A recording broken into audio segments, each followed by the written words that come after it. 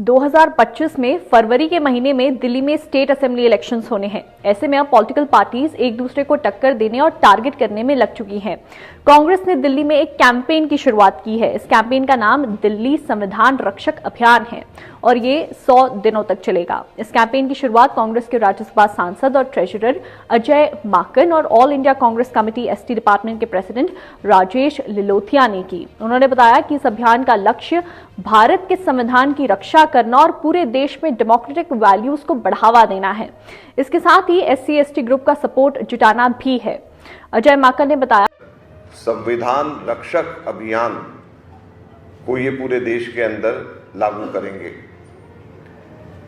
मुझे ये बताते हुए बड़ी खुशी है कि इससे पहले हमारे एससी कांग्रेस एससी सेल, जिसको राजेश लोथिया जी राष्ट्रीय स्तर पे जिसको लीड करते हैं, हेड करते हैं, उसने पूरे देश भर के अंदर 3 लाख संविधान रक्षक अभी तक के ऑलरेडी बना दिए हैं कि अगले 100 दिनों में पूरी दिल्ली का दौरा करके इन संविधान रक्षकों को स्थापित किया जाएगा।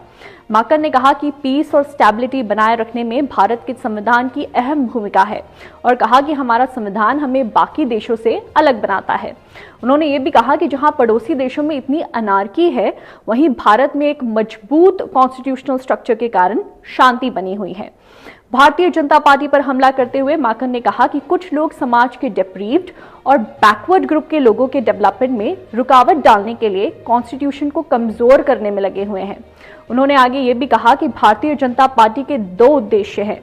पहला, कॉन्स्टिट्यूशन के बेसिक स्ट्रक्चर पर हमला करना और दूसरा, कॉन्स्टिट्यूशन के द्वारा डिप्रीव्ड और बैकवर्ड ग्रुप को दी गई शक्तियों और समानता को छीनना। आपको बता दें कि कांग्रेस द्वारा यह अभियान दिल्ली में ऐसे समय में चलाया जा रहा है जब हाल ही में दिल्ली के पूर्व उप मुख्यमंत्री मनीष सिसोदिया के जेल से बाहर आने के बाद आम आदमी पार्टी ने दिल्ली में पदयात्रा करने का ऐलान कर दिया है। इस पदयात्रा के दौरान सिसोदिया दिल्ली की जनता से बातचीत करेंगे और इसके साथ ही भारतीय जनता पार्टी और हिंदुत्व की राजनीति करने वालों पर निशाना साधेंगे। आपको बता दें कि वैसे तो आम आदमी पार्टी और कांग्रेस ने 2024 लोकसभा चुनाव इंडिया अलायंस के अंतर्गत लड़ा था, पर आगामी स्टेट असेंबली इलेक्शंस में दोनों ही पार्टियां आमने सामने हैं। इस वीडियो पर आपकी क्या राय है, हमें कमेंट्स में जरूर बताइए और सब्सक्राइब कीजिए न्यूज़ कनेक्ट को।